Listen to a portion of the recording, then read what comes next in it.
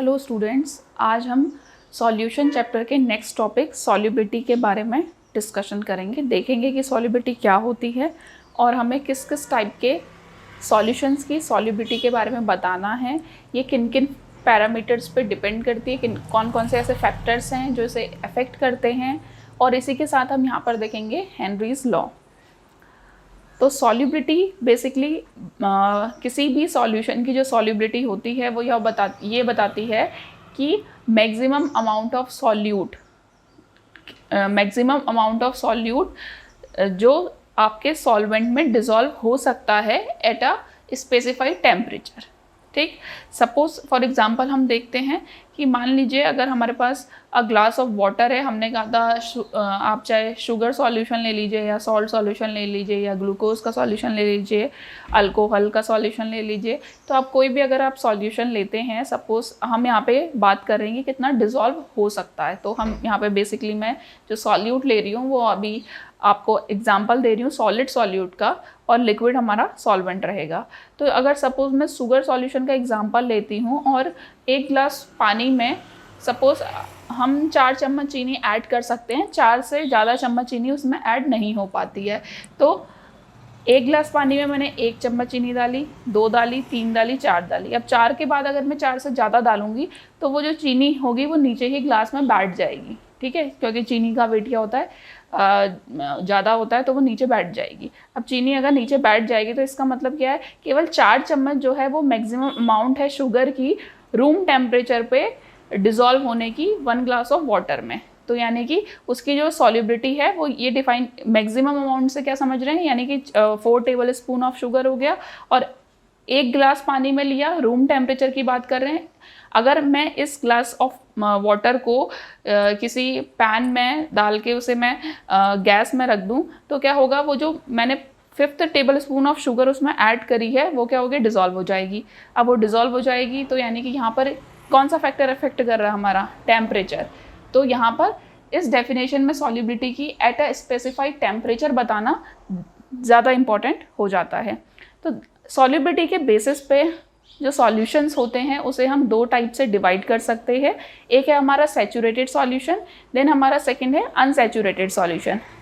अब saturated solution क्या होते हैं? सैचुरेटेड सॉल्यूशन ऐसे सॉल्यूशन है, जैसा हमने अभी ऊपर एग्जांपल भी दिया, जिनमें हम और अमाउंट ऑफ सॉल्यूट ऐड नहीं कर सकते हैं उसी टेम्परेचर और प्रेशर पे। टेम्परेचर और प्रेशर की कंडीशन हमें चेंज नहीं करनी है। सेम टेम्परेचर एंड प्रेशर पे अगर हम और अमाउंट ऑफ सॉल्यूट ऐड करना चाहते हैं अपने पर्टिकुलर सॉल्यूशन में तो वो हम नहीं कर सकते। जैसे फॉर एग्जांपल सेम ऊपर वाला ही लेते हैं, 1 गिलास पानी में हमने कहा मैक्सिमम 4 चम्मच जो है हमारी शुगर डिज़ोल्व हो सकती है। 4 चम्मच आपने डाल दी। अब 4 के बाद अगर आप 1 चम्मच और उसमें शुगर ऐड करें या आधी भी ऐड करें या उससे भी कम करें तो उसमें वो सॉल्यूट की क्वांटिटी डिज़ोल्व नहीं हो पाएगी।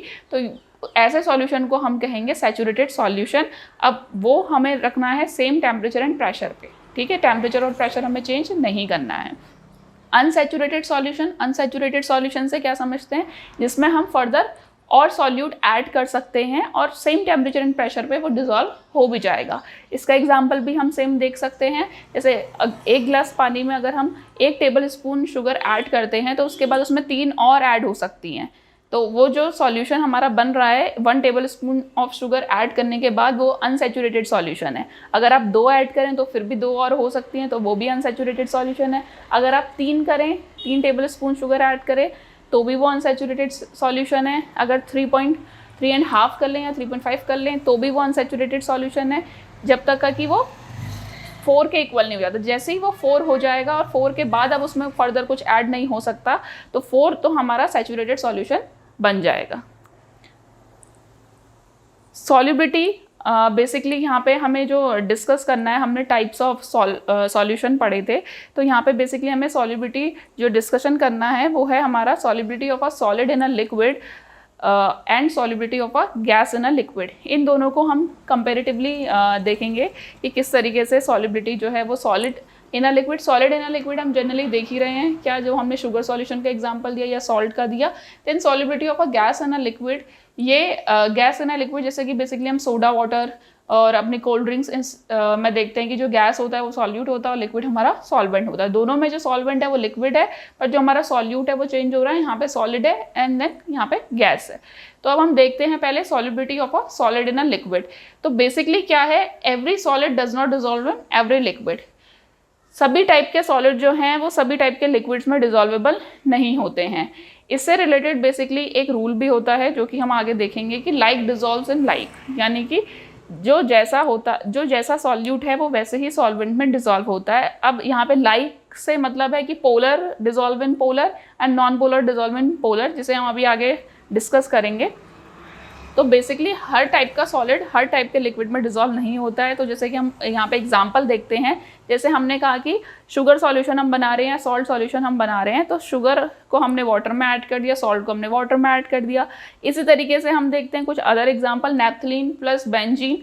तो नैप्थलीन जो बेसिकली नैप्थलीन बॉल्स होती है, कपूर की बॉल्स होती है, हमारे घरों में होती है, वो बेंजीन में डिजॉल्वेबल होती है। अब देखिए यहाँ पे हमने कहा every solid does not dissolve in every liquid. तो इसका मतलब अगर मैं नैप्थलीन को वाटर में डिजॉल्व करूँ, आप कभी वो करके देखिएगा तो वो डिजॉल्वेबल नहीं होती है। जो नैप्थलीन की बॉल्स होती हैं, आप उसका पाउडर बना के भी वाटर में डिजॉल्व करेंगे तो वो नीचे बैठ जाता है, वो कभी भी डिजॉल्व नहीं होता है। और पूरी बॉल रखेंगे तो वो वैसे ही आपको मिलेगी। तो बेसिकली ये जो है हमारा, ये सॉलिड है, ये लिक्विड है। अब हर टाइप का सॉलिड हर टाइप के लिक्विड के साथ डिजॉल्वेबल नहीं है। एंड देन अगर मान लीजिए मैं इसी का उल्टा भी करके देख सकते थे, सॉल्ट को मैंने बेंजीन के साथ अगर मैं डिजॉल्व करने की कोशिश करूँ तो ये भी पॉसिबल नहीं होता, या शुगर को मैं बेंजीन के साथ डिजॉल्व करने की कोशिश करूँ तो वो भी पॉसिबल नहीं होता। या सिमिलरली यहाँ पे एंथ्रासिन को बेंजीन में डिजॉल्व होता है, बट एंथ्रासिन को अगर मैं वाटर में डिजॉल्व करूँ तो वो डिजॉल्व नहीं होता है।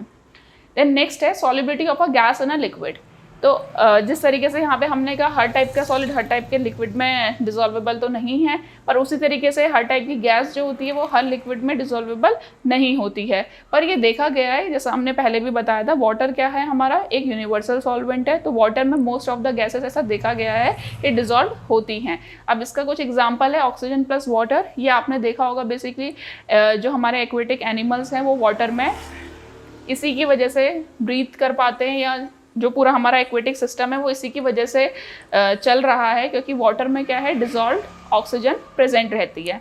सेम अदर एग्जांपल है कुछ HCl गैस भी वाटर में डिजॉल्व होती है। हम HCl गैस को वाटर में डिजॉल्व करें, HCl acid, then CO2 plus water CO2 plus water, ये भी क्या होती है हमारी वाटर में डिजॉल्व होती है। इसे हम देख सकते हैं कोल्ड ड्रिंक्स में या सोडा ड्रिंक्स में। इस तरीके से सल्फर डाइऑक्साइड भी वाटर में डिजॉल्वेबल होती है। तो मोस्ट ऑफ द गैसेस ऐसा देखा गया है कि वाटर में डिजॉल्वेबल होती हैं, पर कुछ गैसेस अभी भी, कुछ एक्सेप्शन सब जगह होते हैं, तो कुछ गैसेस ऐसी भी हैं जो कि वाटर में डिजॉल्वेबल नहीं भी होती हैं।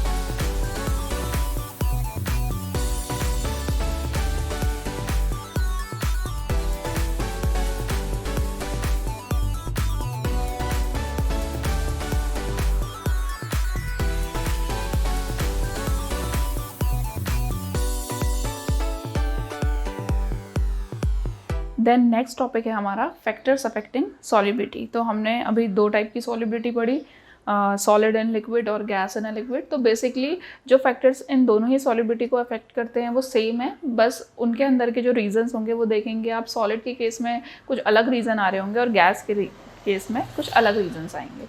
तो पहला तो फैक्टर है nature of solute and solvent, second है temperature, then third one is pressure. तो पहले देखते हैं solubility of a solid in liquid. इसके केसेस में हम इसके फैक्टर्स के बारे में पहले डिटेल में पढ़ते हैं, देन हम जाएंगे solubility of a gas in liquid. तो फर्स्ट फैक्टर है हमारा nature of solute and solvent. तो nature of solute and solvent पे जो हमारी सॉलिड एंड लिक्विड है उसकी सॉल्युबिलिटी कैसे इफेक्ट करती है। तो पहले तो हम यहाँ पे क्लियर कर लें कि हमारा सॉलिड क्या है, सॉल्यूट है, और लिक्विड क्या है, हमारा सॉल्वेंट है। तो बेसिकली जैसा कि मैंने आपसे कहा था कि एक सॉल्युबिलिटी को लेकर एक बेसिक रूल होता है, लाइक डिजॉल्व्स लाइक, तो वही हम यहाँ पर यूज़ करते हैं। जैसा मैंने थोड़ा बहुत आपको समझाया भी कि लाइक का मतलब जो जैसा है वो वैसे उसी टाइप के ही सॉल्वेंट में बेसिकली क्या करेगा, डिजॉल्व करेगा। इसे हम कुछ इस तरीके से समझ सकते हैं, इसे हम कुछ इस तरीके से समझ सकते हैं जैसे कि सॉल्यूट और सॉल्वेंट है हमारे पास। तो सॉल्यूट और सॉल्वेंट जिनके इंटरमॉलिक्यूलर इंटरैक्शंस सेम होंगे वो इजीली डिसॉल्व हो जाएंगे, और जिनके बीच के इंटरमॉलिक्यूलर इंटरैक्शन सेम नहीं होंगे वो इजीली डिसॉल्व नहीं हो पाएंगे, डिसॉल्व नहीं होंगे। ठीक, इसको हम दूसरे तरीके से भी समझ सकते हैं। जैसे हमारे जो मॉलिक्यूल्स होते हैं उन्हें हम बेसिकली दो तरीके से डिवाइड कर सकते हैं उनकी पोलैरिटी के अकॉर्डिंगली। एक होते हैं पोलर और एक होते हैं नॉन पोलर।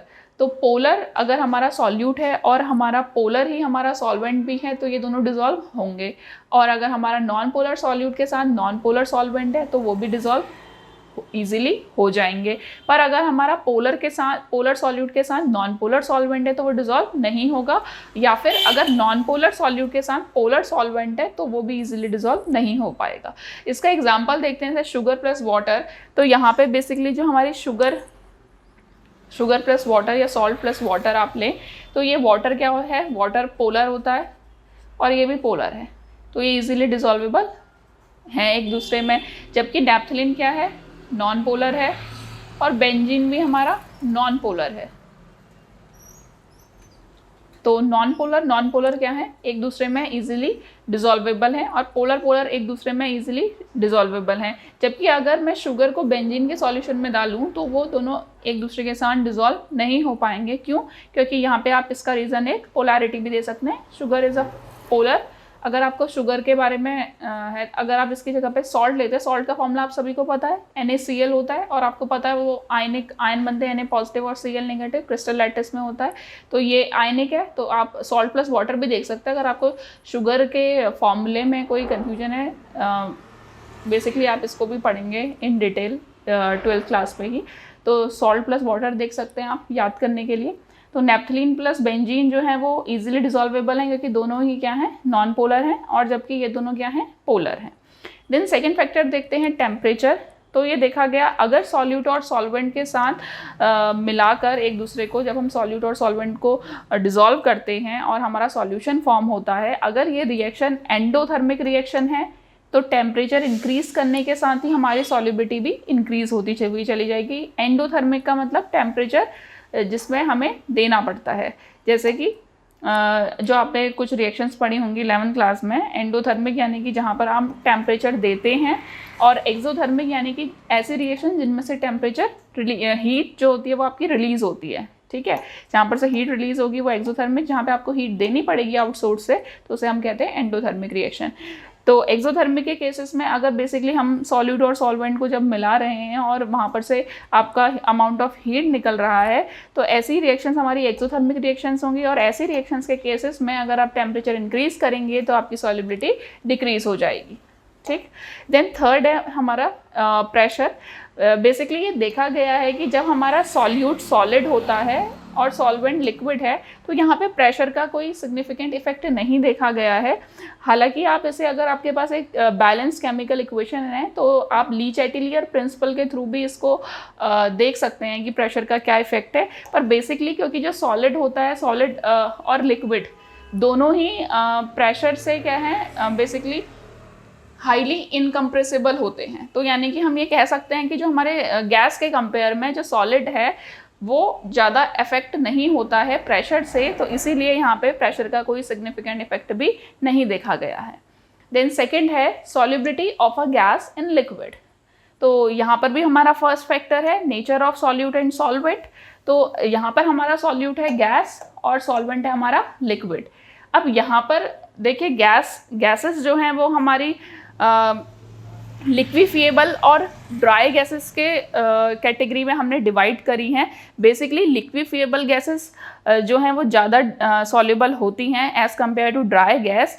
अब पहले देखते हैं कि लिक्विफिएबल गैसेस होती क्या हैं जो कि वाटर में इजीली सॉल्युबल हो जाती है, जैसे कि sulphur dioxide, carbon dioxide, ammonia and so on.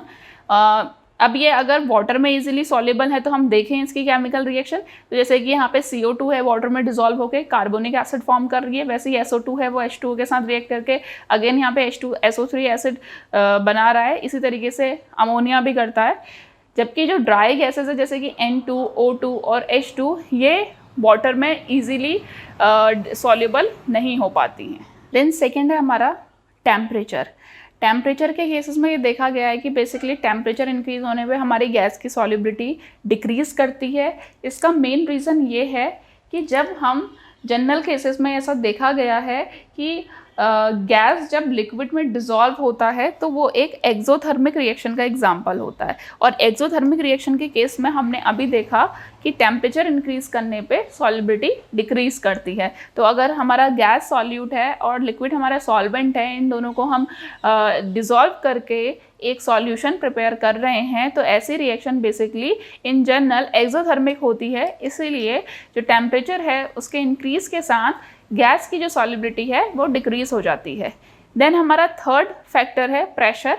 जैसे हम प्रेशर इंक्रीज़ करते हैं वैसे ही गैस की सॉल्युबिलिटी भी इंक्रीज़ होती है। अब प्रेशर जैसे आपने देखा ही है सोडा वाटर में हम हाई प्रेशर में क्या करते हैं, कार्बन डाइऑक्साइड को लिक्विड में डिसॉल्व करते हैं। अब जैसे हम प्रेशर कम करेंगे गैस के मॉलिक्यूल्स क्या होंगे, फ्री अप होने की कोशिश करेंगे और वो दोबारा अपने गैसियस फॉर्म में आ जाएंगे। दोबारा गैसियस फॉर्म से मतलब है कि हाई प्रेशर में जो गैस है वो लिक्विफाई होने की कोशिश करती है, और जब वो लिक्विफाई होती है तो लिक्विड में लिक्विड को डिसॉल्व करना ज़्यादा इजी हो जाता है। जैसे ही आपने देखा होगा कि आप कोल्ड ड्रिंक का कैप जैसे ही ओपन करते हैं तो उसमें क्या होती है, कार्बन डाइऑक्साइड जो कि अभी हद तक हाई प्रेशर में उस बॉटल के अंदर एनक्लोज थी, वो क्या होगी, अब जैसे ही आप कैप खोल रहे हैं तो वो रिलीज़ हो गई, उसका जो हाई प्रेशर था वो प्रेशर तो रिलीज़ हो गया, तो वैसे ही वो बबल्स बन के क्या होता है ऊपर की तरफ को आने लगते हैं। तो प्रेशर में क्या होता है, बेसिकली प्रेशर अगर हम इंक्रीज़ करेंगे तो सॉल्युबिलिटी इंक्रीज़ होगी, और अगर हम प्रेशर डिक्रीज़ करेंगे तो सॉल्युबिलिटी भी डिक्रीज़ होगी।